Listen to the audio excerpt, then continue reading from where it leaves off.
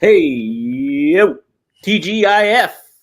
It's Dominic D'Angelo of adfreeshows.com, SEScoops.com, and OneTrueSportTV.com.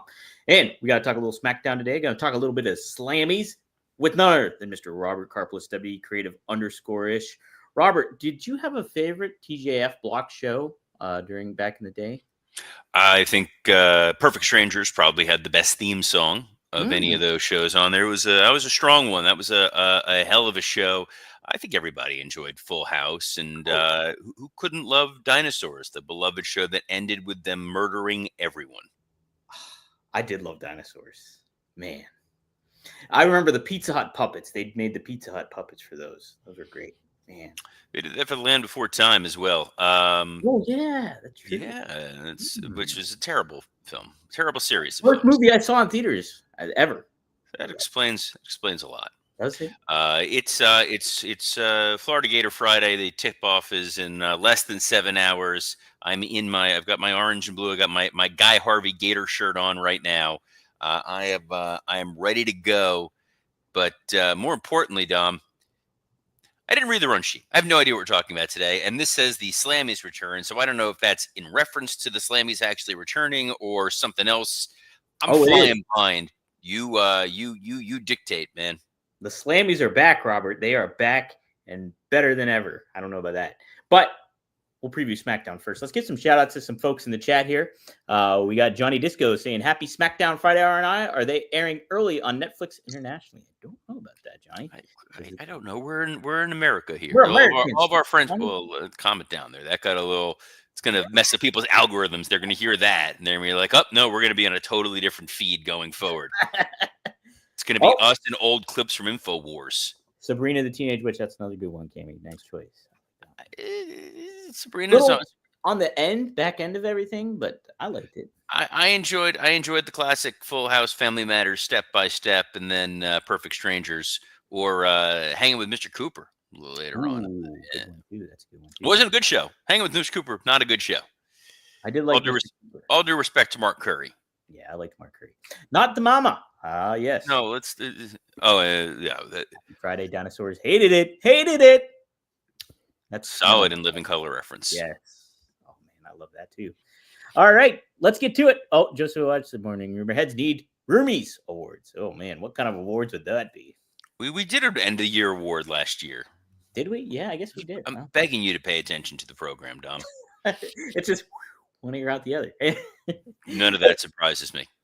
Guess what? I am surprised pleasantly by SmackDown being in my home country. Well, not my home country, but my Dynamite lead, and Dom, you are killing it here today.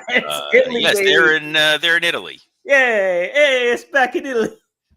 I'm an idiot. Somehow, even with you being Italian, that feels culturally insensitive. I aim for that, the culturally insensitive.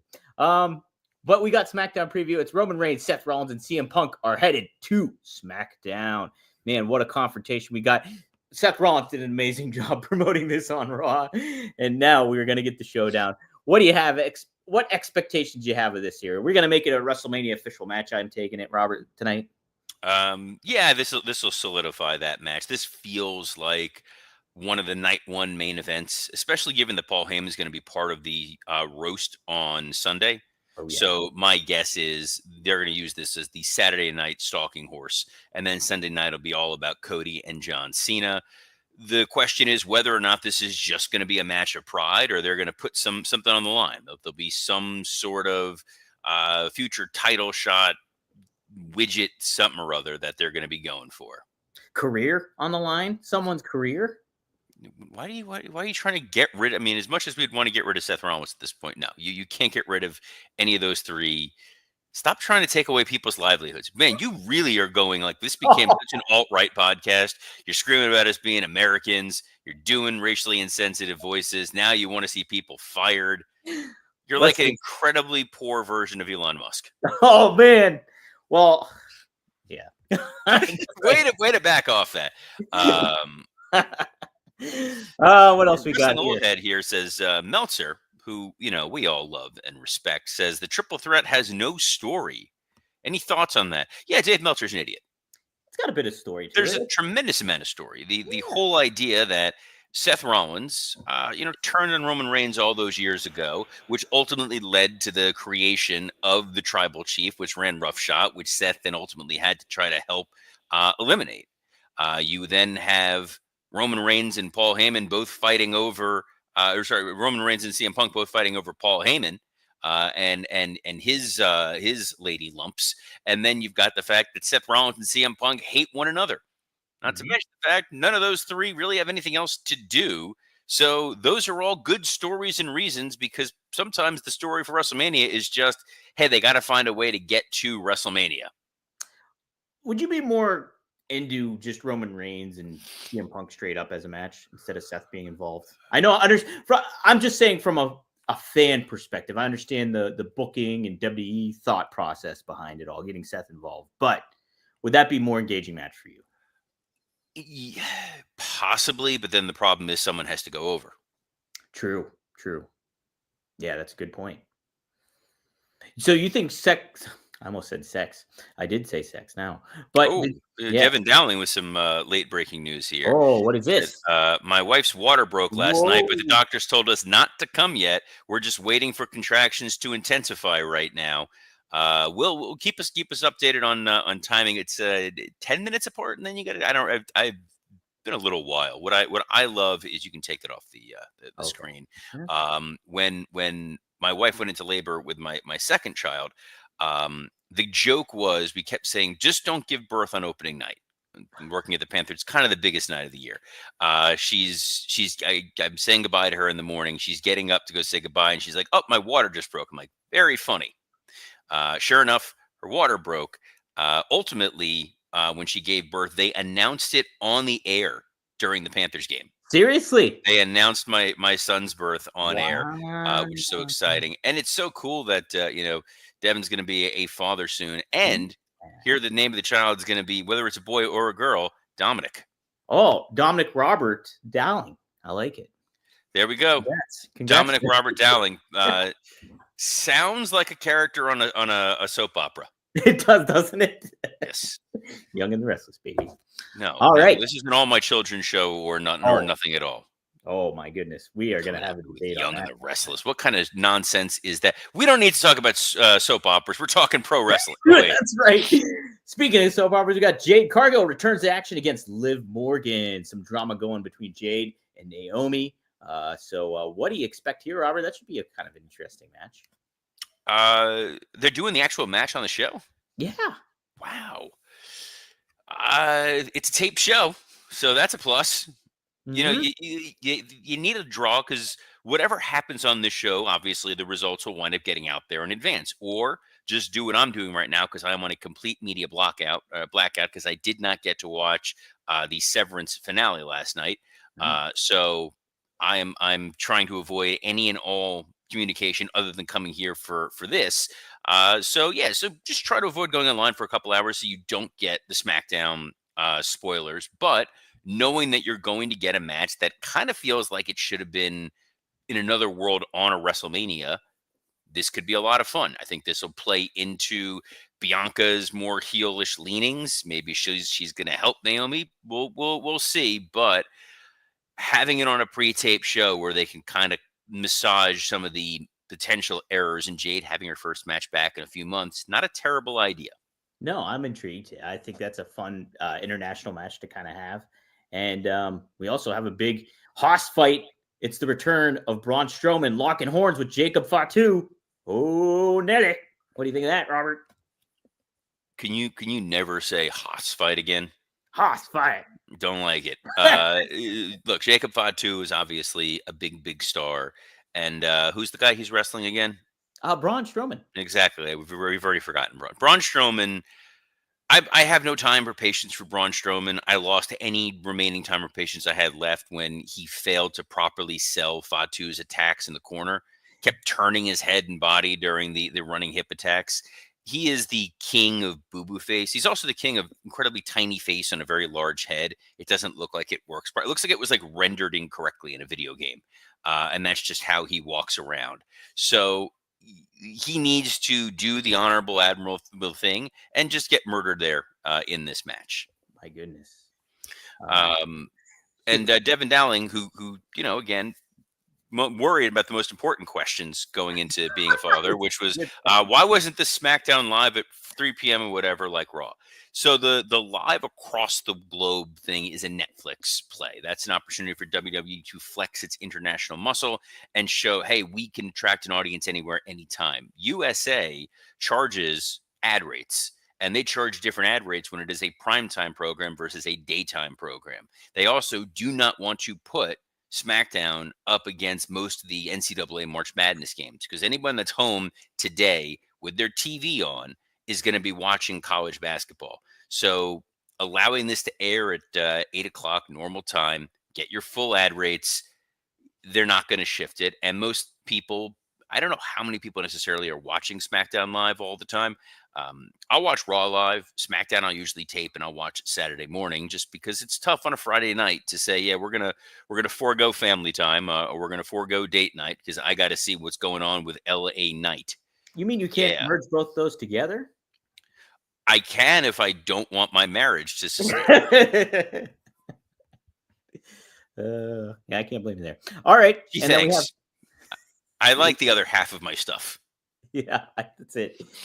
Zelina Vega takes on Piper Niven of the Green Regime. I didn't know that's what they were called, the Green Regime. Yeah, so it's better if they were three incredibly untalented wrestlers. But that's what Jade Cargill is going to be part of, the Green Regime. But this is great. It's something. I'm glad they found something for Alba Fire to do. Glad they found a nice role for Piper Niven. And this is kind of something out of the Tony Khan playbook of just keep feeding underlings to somebody until they get to the main boss. And Chelsea Green, Zelina Vega should be a decent match whenever that happens. That feels like a SmackDown before WrestleMania kind of match. Hey, we're going to give you some kind of an attraction, but obviously we're not letting them wrestle on the main show. Right. Which, by the way, quick plug for the Something to Sports Entertainment with tier on the Patreon of Working Stiff. I did a look at where we are right now with the WrestleMania card, where those matches may be shaping up, and what matches are probably going to be left off. So I do talk a little bit about that Zelina Vega, Chelsea Green situation. Ooh, you don't have it in your inbox yet, Don. Relax. That's what I figured. Because you posted the one with Scott Chapman and I, where we talked all things Dynamite and Spike to the back, which didn't have football to the groin. Oh no. Yeah, that's up now. Check it out if you're on the Patreon. Okay, Robert. Yes. Next up, we had the Slammys. The Slammys are back. They just made that announcement today. I'm about to pull it up. Can you see me vamping? Here we go. We have some categories. The Fans' Choice Award. Do we know? Hold on. Do we know when the Slammys are going to be? Is this part of WrestleMania weekend? WrestleMania weekend taking place on April 20th. So do we know? It's going to be a separate event entirely? I'm trying to look here. I'm seeing all the categories. There's a lot of categories. They don't make the announcement on WWE, the website. They don't say if it's at a different location. Oh, it's going to be at the World. WWE World at WrestleMania. So the big convention thing that they've been doing. So that'll be pretty neat. I used to love the Slammys. Some of my favorites were when they had Todd Pettengill hosting the Slammy Awards. Those were always incredibly entertaining and funny. Owen Hart getting 2 Slammy Awards he didn't win or earn was always one of them he earned. And it was for nefarious reasons. And I believe the other one he took was, I want to say he took best bow tie from Howard Finkel, something like that. It was something along those lines. But the Todd Pettengill song that used to be like the Billy Crystal opening Oscar monologue song was always fantastic. It was set to old TV theme songs. The Slammys are fun. They're silly. They're fun. I didn't mind when they did the Slammys as part of Raw. I was okay with it. I just almost felt like filler stuff, which I know it kind of is. Well, when you had a 3-hour episode of Raw, you needed some filler. Sure. But I don't know. I don't know. Yeah, I guess 3 hours is a long time. Wrestling Old Head says his favorite Slammys moment was when the Undertaker broke character and shouted out his wife, then probably served him with divorce papers afterwards, according to Kevin Nash. I don't remember that one. Well, that's your fault. Never acknowledge your wife when you're accepting a Slammy award. That's it. That's it. Now we show footage of Dustin Runnels thanking Marlena. That's I like almost how like I Robert. called him Dustin Runnels instead of Gold Dust, but called her Marlena instead of Terry. That's very strange. Robert, that's like you almost merging your Friday nights. You're the one getting Rachel to watch SmackDown. Can you stop doing that gesture? That was incredibly disturbing. That gesture would have led to us talking about Blue Chew, but we're not going to talk about Blue Chew here today. Instead, we're going to talk about our friends at Factor. Hey, if you can keep down your appetite after watching Dom do that with his fingers, I got a question for you. Are you ready to optimize your nutrition this year? Factor has chef-made gourmet meals that make eating well easy. They're dietitian approved and ready to heat and eat in just 2 minutes, so you can feel right and feel great no matter what life throws at you. It arrives fresh and fully prepared, perfect for any active, busy lifestyle. There is a very small part of me that is willing to admit I just love opening the box. The way this stuff is so well packed, there's something oddly satisfying. I don't like watching those unboxing videos online, but if there were Factor unboxing videos, I feel like I'd be down for that. What I'm also down for is they have 40 options across 8 dietary preferences on the menu each and every week, so it's easy to pick meals tailored for your goals. You can reach your goals this year with ingredients you can trust and convenience that can't be beat. I say it time and time again, I am a terrible cook. I have no idea what I'm doing in the kitchen. And the fact that I can put together a delicious meal in no time speaks volumes. And you can eat smart with Factor. Get started at factormeals.com/factorpodcast and use code factorpodcast to get 50% off your first box plus free shipping. That's code FACTORPODCAST at factormeals.com/factorpodcast to get 50% off plus free shipping on your first box. Boom. Dom. Do it to it. Are you ready to hear some of the categories for the Slammys, Robert? We have the Fans' Choice Award categories include Female Superstar of the Year, Liv Morgan, Rhea Ripley, Bayley, Nia Jax, Tiffany Stratton, Chelsea Green, and Io Sky. Can you imagine people picking Nia Jax? She's had a good year, though. No, Dom, you're losing it. It's a good opportunity for Rhea to get her flowers, unless they want to manipulate it and make it all about Tiffany Stratton, which is totally fine. The funny thing is, when they do these sorts of voting things, I learned this during the Cyber Sunday Taboo Tuesday era. These are shoot results. Oh. They do not modify them. They're like, whatever the audience chooses and picks to do, that's what we're gonna support and go with. Yeah, so yeah, I appreciate that. And then for the male category, we got Cody Rhodes, Roman Reigns, Gunther, CM Punk, Damian Priest, Drew McIntyre, Jey Uso, Yeet, and Seth Rollins. So I guess who would you pick in that one there, Robert? It's gonna be Cody or Punk, right? The fans love Cody Rhodes. Much like Germans love David Hasselhoff, the WWE Universe loves Cody Rhodes. He is absolutely their A1 guy. I would think if it was number 2, it would probably be Jey Uso. Over CM Punk? Over CM Punk. I think if it's the majority of the fan base that's voting, they're going to go Cody or they're going to go Jey Uso. I think while Punk is very popular, it's a different type of audience than the folks that are logging in to go vote for the Slammys. Yeah, I think that's a good point. That I think a more younger fan base would probably be younger fan base. A younger fan base. Thanks, Robert. Wrestling Old Head asked a question: did they shoot Taboo Tuesday not with a gun, but by legitimately letting the audience pick the gimmick? Yes. The votes were a shoot. Now, granted, sometimes it was Banana Republic style democracy, where it's like, is it going to be a no holds barred match, or is it going to be a Falls Count Anywhere match, or is it going to be a hardcore match? Right. Which one? Right. Which one do you want? Right. Or who's the mystery opponent going to be? Is it going to be Shawn Michaels, or Chris Masters, or Snitsky? Snitsky. Hey, who had the most memorable entrance, Robert? Cody Rhodes at WrestleMania, Jey Uso on Raw, Netflix debut with heel Travis Scott, Roman Reigns at WrestleMania, The Rock at WrestleMania, Bayley at WrestleMania, Randy Orton at Bash at Berlin, Seth Rollins at WrestleMania with the Philadelphia Mummers Band, Sami Zayn in Montreal with Jey Uso, or Sami Zayn at WrestleMania. Oh, there's too many. There's so many. All right, I'm not reading all of them. Speaking of memorable entrances, again in the perfect Blue Chew opening. Can't do it. You know, Robert, What? when I lived in Philadelphia, the Mummers actually went right by my apartment, the Mummers Parade. Have you ever witnessed the Mummers besides the Seth Rollins entrance? In person, no. I've never witnessed a mummers parade. Drunken debauchery. Pure drunken debauchery. I don't I mind like that. Don't mind it at all. I would say The Rock was my favorite at WrestleMania. The final boss stuff, that was good stuff.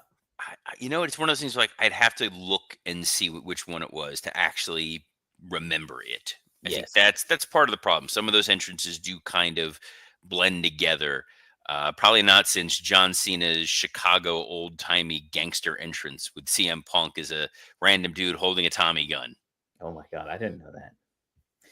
We had an OMG moment of the year. Cody Rhodes versus Roman Reigns match finish at Mania. Dominic, I almost said my name. Mysterio turning on Rhea Ripley with Liv Morgan. Kevin Owens turning on Randy Orton.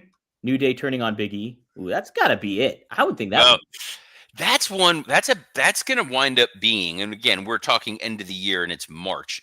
That's going to be the biggest missed moment of the year, possibly of the decade. That promo was a killer. Yes. That had legitimate heat behind it, and it was continuing for a couple weeks, and then they just kind of let it fade away. And I don't understand it. It's not as though these are not established performers that can deliver. It's not as though the audience didn't react huge to it. It just felt like old school Vince world of he lost interest and found another, shiny new toy. Kind of like I've lost interest in going through all the other categories It's a lot of for the categories. Slammies. Yes, it's a lot of categories. Well, let me take a look here. There's a lot of categories. Holy crap. Well, yeah, they gotta fill some time there. They gotta give away some of those Ooh, Slammies. this is a good one though, Robert. I want you to vote on this one right now. Not literally, but social star of the year. There's two choices. Only two choices. Chelsea Green and Drew McIntyre. Who are you picking, Robert? Come on. It's Drew by a country mile. It really is. Drew McIntyre is an all-timer. I hypothetically, theoretically, maybe, possibly, without divulging anything. If you remember, he had live tweeted during a match. Yeah, that's very true. May or may not have responded to a DM during that same match. That's all I'm going to say. Rumor and innuendo. It's got to be Drew. Love Drew. The best. Yeah. This is what happens. I don't read the run sheet, guys. I don't even know if there is another story or there is another story. Okay, Oh. We'll go with this one. I had this on the rundown yesterday, but Homicide announces his in-ring retirement after a cyst is found on his brain. He posted a message on Facebook making the reveal, and quite the outpour from independent talents all across the wrestling world. Did you have any interactions with Homicide, whether that was in Major League Wrestling or something else, Robert? I actually never. I kind of think of it. Maybe once. It may have been once. But I don't truly remember it having an interaction. I've seen Homicide wrestle before, and Homicide is one of those guys who truly made a name for himself on the indies. He found success periodically in TNA when he wasn't on the outs with them. He was definitely an innovative wrestler, and he's a guy who influenced a lot of people. There was sort of this period of time where your favorite wrestler's favorite wrestler were people that everyone kind of heard about. And it was in that same era where you got a guy like CM Punk who'd be like, the guy I'm most influenced by is a Chris Hero. And you're like, I don't know if Chris Hero is ever going to get an opportunity somewhere, or a Roderick Strong or an Adam Cole. A lot of unsung talent at that time. Even with TNA, with him with Hernandez. Oh, it was a fun little presentation right there. I would not want to take the border toss thing that Hernandez did. That just looked terrifying. But Homicide is one of those guys who, it's sad he never really got an opportunity in WWE. And it would have been interesting to see where he would have ultimately wound up if he could have had a chance there. He could have fit into the new ECW. Oh, totally. Very easily. And hopefully, they're able to take care of what he needs taken care of for his health. And it's sometimes not easy to leave But when you're able to leave because you're able to avoid something more catastrophic happening, it's not a bad thing. And look, the worst thing that can happen when you retire is you wind up being stuck doing a podcast with Dominic D'Angelo. That's right. How's my boy Greg Gagne doing? He's doing great. He's prayers out to him. He's got a surgery on Monday, big back surgery. So prayers out for him. But yes, We carrying the AWA all those years. That's it. Well, Pop was going to put it on that Balea kid, and I said, no, let's go with a guy with real charisma. Me. Who's Greg Balea? Gagne. Who's that Balea guy? I don't even know.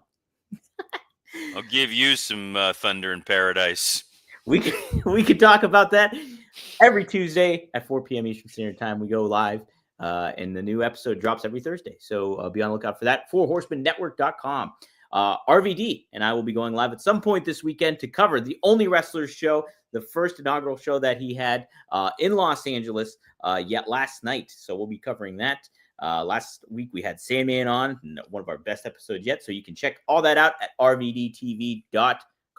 And this weekend, you can check me on the call for a WID match, Jack Cartwheel versus Sam Hardway Holloway. I'll be also calling my degenerate brother Marcus's triple threat match he has against Victor Benjamin and Felix Cause. You can check that out on Triller TV, or if you're in the Pittsburgh area, look at tickets. So there you go, Robert. Excited to check out something sports entertainment with. Yes, that'll be fun. The working stiff, our main show is up with myself, Scott Chaplin, and Mike Lawrence talking all about John Cena's first heel promo in 20 plus years. And then Scotty and I did a Patreon talking about AEW Dynamite, which was a lot of fun. And you got to hear my more unvarnished opinion on that John Moxley spot. A lot of words you shouldn't be using. Devin should not be using those right now, but his wife may be yelling them in a couple of hours, depending on how quickly that medication works. So we do wish the Dowling family luck on the birth of Dominic Robert Dowling. Very excited for that boy or girl.